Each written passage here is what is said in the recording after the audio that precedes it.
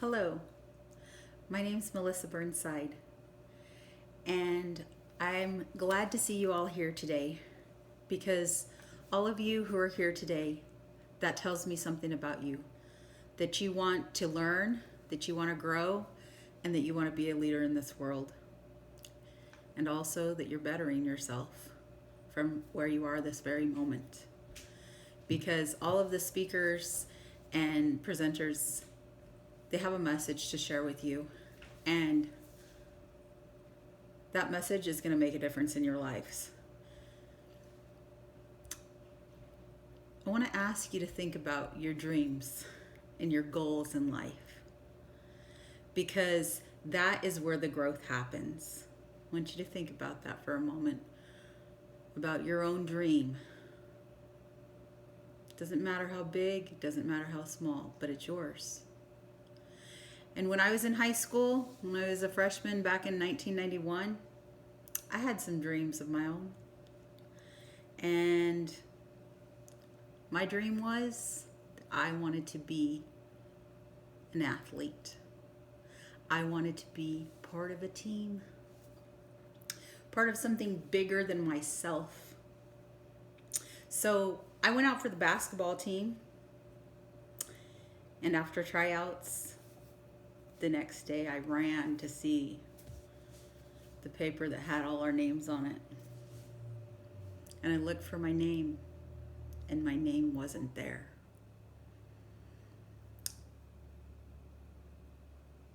I had a little bit of doubt in going out for another sport, but I wasn't going to let that stop me. So the next sport that came up was cheerleading. And I thought, I'll be a cheerleader. So me and my best friend, we went and we learned all the routines that they wanted us to learn. We had a couple weeks to practice. I practiced really hard.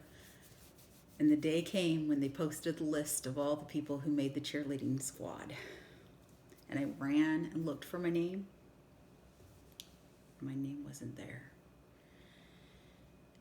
And that hurt a little bit harder than basketball. But I wasn't going to let that stop me from living my dreams. So the next sport that came up in the fall was going to be volleyball or football. And I don't like volleyball. It hurts my wrists. So I found out about a law that had been made long before I was a freshman in high school. And that law gave me the right to play any sport. If a girls' team was the only team, then the boys could play on the girls' team. And if there was a boys' team and there was no girls' team, then they could play on the opposite team. So I thought, you know what? I have a chance here. They don't cut football. When I found out that I couldn't fail, I thought, this is the sport for me. That alone gave me an excitement of knowing that I could have success if I wanted it. So I showed up for football practice on the very first day. And as I ran over with everybody else, the football coach said, "What are you doing here?" I said, "I'm here to play football." And he said, "Don't you know that this is a boys' football team and you're a girl and you're not allowed to play on the team? We don't want you here. Go home. Get out of here." And I said, "But I'm here to be a football player and I'm here to be part of your team and you can't cut me. And there's a law that allows me to play on this team." And he said, "I've heard nothing about any law. Get out of here." And so I started walking towards the office because I was not going to give up. And I did feel defeat in my heart. And he shouted, "Go home and play with your dolls."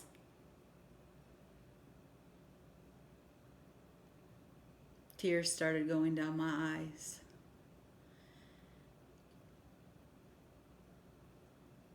He didn't know what my home life was like. He didn't know that I had just been placed in a foster home for the first time in my life. He didn't know the pain of rejection that I was living. He didn't know that it felt like nobody cared about me. I decided to go back the second day and show back up. And I showed up. And the third day I showed up. And I just decided, no matter what, I'm playing football. A few weeks into the season, he was like, this girl is not leaving and we do not want her here. He told all the football players, we're putting a price tag on her head. Whoever can get her to quit, $50. And back then, that was more like $150. It was a big price tag. And those boys, they were like, hey, we want some money. Let's get her to quit. Some of the boys told me about it. And I just remembered those words, go home and play with your dolls. And I let that fire, that fuel, add to my fire, and I hit them even harder. And after a while, they realized, this girl, she's gonna beat us up. She's tackling us just as hard as we're tackling her. We can't stop her. I want you to think for a moment how much energy I had to expel compared to everybody else on that team. I want you to think for a moment how much I had to want what I was going after. More than anybody else. And after a while, they realized she's part of our team and we better get used to it. They realized she shows up to every practice. I didn't give that coach one chance to get rid of me, because if he was given a chance, he would have gotten rid of me. And then the most magnificent thing happened. That day came when I earned my letter. My first high school letter on a JV football team. And that coach had to sign my letter.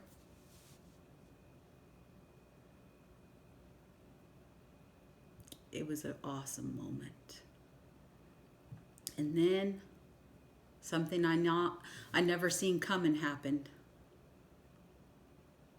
After the football season was over, after I had become the first female to play high school football at my school, at Tehachapi High School in California, 2 girls went out for wrestling. And I saw the ripple. I saw the ripple in the water. Because I had jumped in, the ripple had started.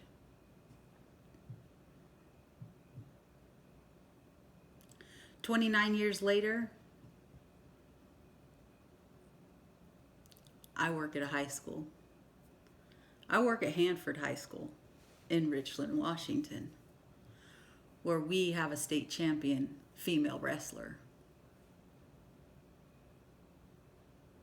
When I see her, when I see the 20 other girls who are wrestlers at our school, they make me proud. Because I know that my life, the actions of my life have made a difference that can't be stopped. Another opportunity came along in the year 2019. 3 track coaches came up to me and they said, "We want you to coach track." And I said, "Me? I've never coached track before." They said, "Well, we'll train you. We're the best and we'll train you." I said, well, I have what it takes to do anything I put my mind to. So I became a jump coach. I coached triple jump and long jump. Jumpers would come to the pits, and as I was learning, I told them, you can do anything you set your mind to.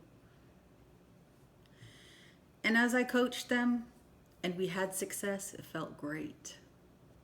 As I would drive home from a meet and I would look at the places that my jumpers placed, second, third, fourth, first, second, third, it was amazing. The feeling of winning just fed my soul in a way I needed. It was something that money can't buy.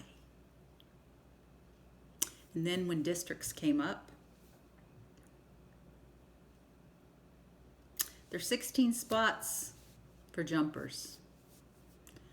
In the long jump boys division, my jumpers held 8 of those 16 spots.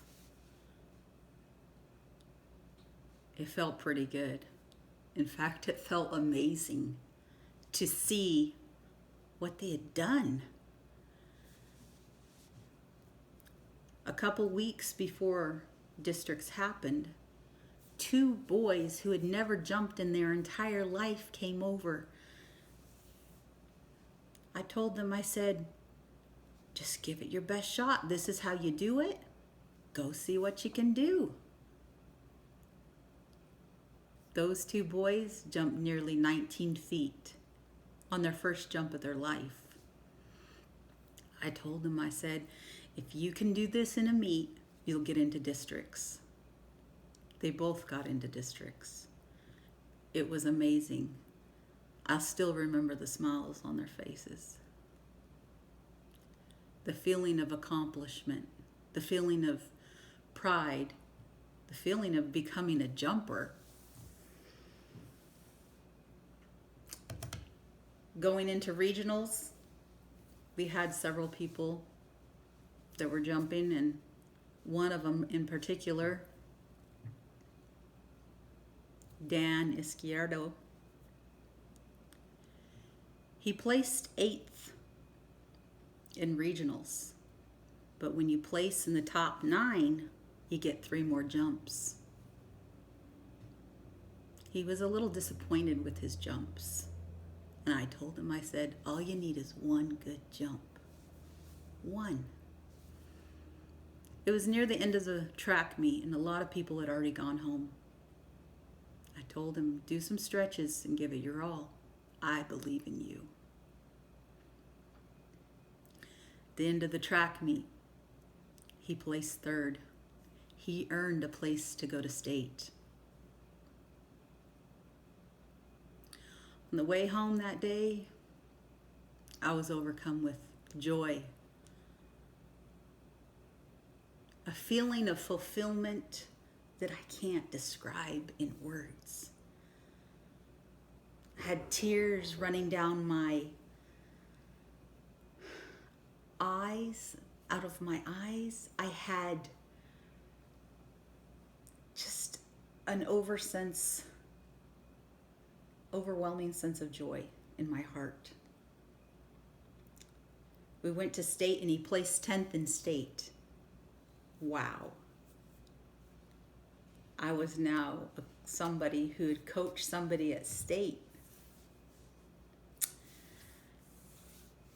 Football season was getting ready to come up, and I told Coach Jay, if you want to take those kids and have those kids have the best season they've ever had, if you want to beat those Bombers, your rival team, bring me on board. He did.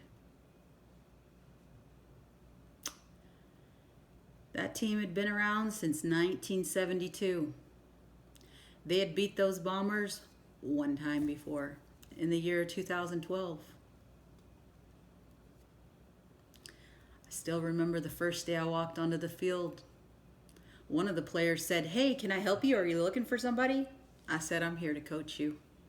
He looked at me like he about fell over. I still remember the first time I talked to them and I told them, I'm Coach Burnside and I'm not your mama. And I told them, I'm here to disrupt your soil so you can grow, and grow you will.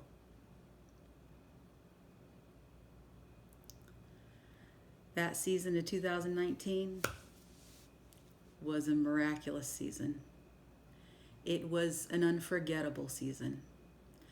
We not only beat those Bombers for the second time since 1972, we set records, many records. One of the records we set was 70 points scored in one game. Our quarterback set many other records, and it was an amazing, unforgettable season. That game is burned within my brain.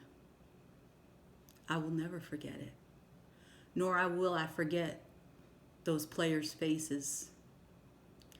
The 2,200 kids that go to our school, they'll never forget the time that they beat those Bombers. They've been given a new vision, and they're the ones that gave it to themselves. I helped them see the vision, but they're the ones that did the work. I couldn't go on the field and play for them. I told one of the players, if I could pour my energy into you and go on that field and play for you, I would, but I can't. You got to do it on your own. That was at the end of that game. Why do I tell you these things? Because your dreams and my dreams, they're different. We all have different dreams. But you know what's the same? You have the same ability to reach your dreams, to reach your goals. Nothing is unstoppable. There is nothing in this world that you can't accomplish if you put your mind to it. You just have to believe. You have to refocus your energies on what you want most. So I'm asking you today, what do you want most? Do you want to be a leader in this world? Do you want to help other people see their wings? Because we all have wings. We can all fly. We can all reach our dreams if we believe we can.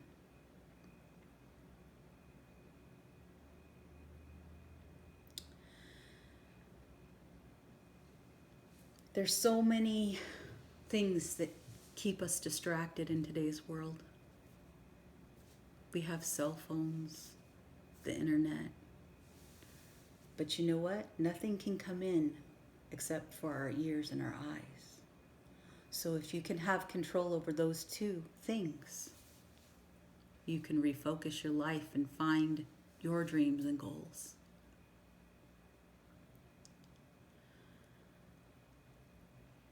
I look back and I wonder, if I had never been cut, where would I be today? Would I just be average? If I had never been cut, would I have ever played football? If I had never been cut, would I ever coached football? If I had never been cut, would I have ever reached my dreams and had the fulfillment that I've tasted in my life? Because I'm here to tell you, that is something that you can't buy with money. You can only buy it with hard work. Whenever adversity came throughout my life, I would reflect back to playing football in high school. I would reflect back to those hard times that I made it through. I made it through playing football. I can do this. When my son was born and I found out he was autistic, if I made it through football, I can do this.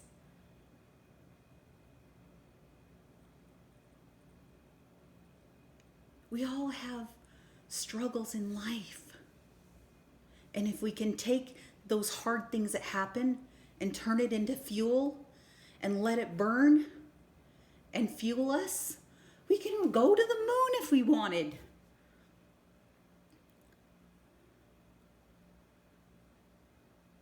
If that coach had never said, go home and play with your dolls, I might have never had the fuel that I needed to fuel my fire, to finish the season, to go beyond, to go to the next high school and play football on a new team. I would have never had that strength that those words gave me. The day that coach said that to me, he didn't know he was giving me a 29-year pep talk. He didn't know that. It's a long shot. It's a long shot. Somebody who can't get on a basketball team, somebody who can't get on a cheerleading team, becomes a coach and takes them to playoffs and becomes a coach and takes jumpers to state. It's a long shot. Are you willing to fight for what you want in your life? Are you willing to inspire other people to go where they want to go? I don't know your dreams, but you do. You're the only one that can get you there. I can't do it for you, but I believe you can. The question is, do you believe you can? Do you believe that you have what it takes to fulfill your dreams? I believe you do. And I believe that you know you do.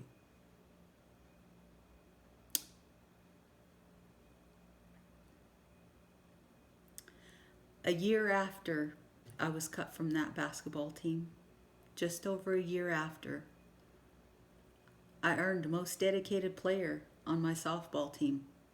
How does that happen? It was a choice.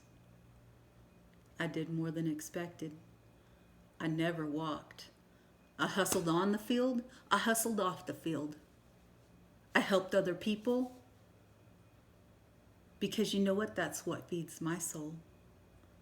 That's why I'm here tonight.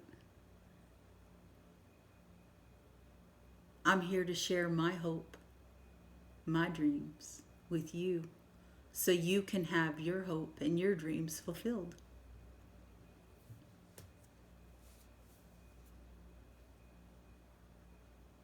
So when somebody tells you, go home and play with your dolls, take it. Take that negative energy and turn it into fuel. Let it light your life.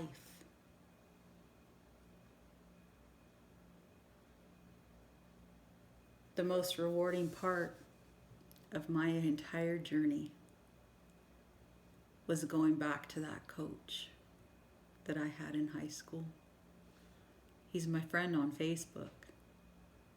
And I was able to send him a message of gratitude. One night before I went to sleep, I was just having this overwhelming feeling of gratitude for him in my life, looking back at all that I had accomplished, knowing that he fueled it, being at peace with the way it happened. And I sent him a message. I thanked him for allowing me to be a thorn in his side. I tried to see things through his eyes. He didn't know what to do with me. He had never done that before. He had never had a girl play football on his team before.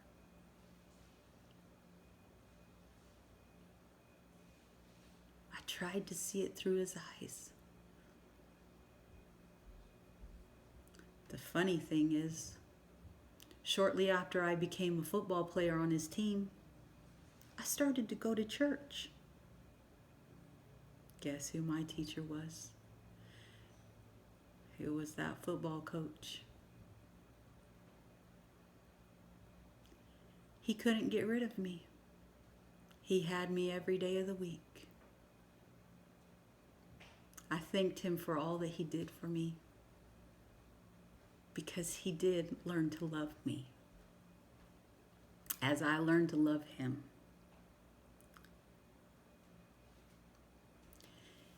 And honestly, I forgave him. I forgave him of the pain he caused me, and I let go of it. So I'm asking you today, what pain do you have in your life? Are you willing to let go of it? Are you willing to let that pain change your soul in the way it was meant to? Are you willing to let it fuel your life instead of hold you back from doing the things that you want to do in life? I believe we're all here for a reason. I believe we're here to touch each other's lives. We're not going to be perfect. Forgiveness towards anyone who ever hurts us is important. Letting go is very important, because when we don't, it's like drinking poison and expecting someone else to die. We only hurt ourselves. So I ask you, what are you going to do when you leave? Are you going to remember?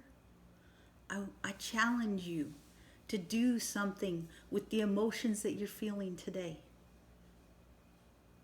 To be better tomorrow than you are today.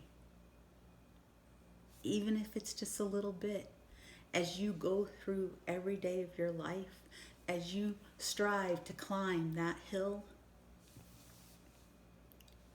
you will become who you're meant to become. You will touch other people's lives along the path. And as you help other people, you will feed your own soul in a way only helping other people can. As you lead other people, you will touch their lives and you will change this world forever. No one else in the world is like you. You're unique. You're special. You deserve to be happy no matter what. I share with you the things that I've learned through my life. Not because I want you to remember me. I share with you these things so that you can remember who you are, so that you can find who you are, so you can become who you are meant to be.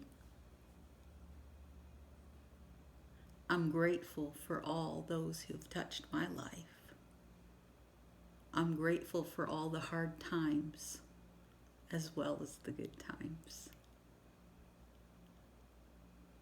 I call it an attitude of gratitude, because as you choose to live life with an attitude of gratitude, more good things come your way.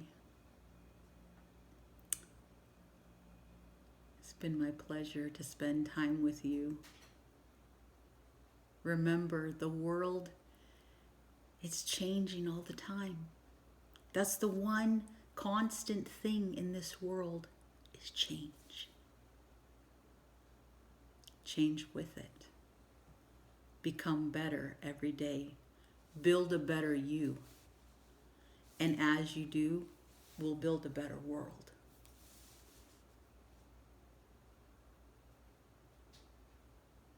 May you find your hopes and dreams come together just as you'd always wanted. May you leave a better person than you came.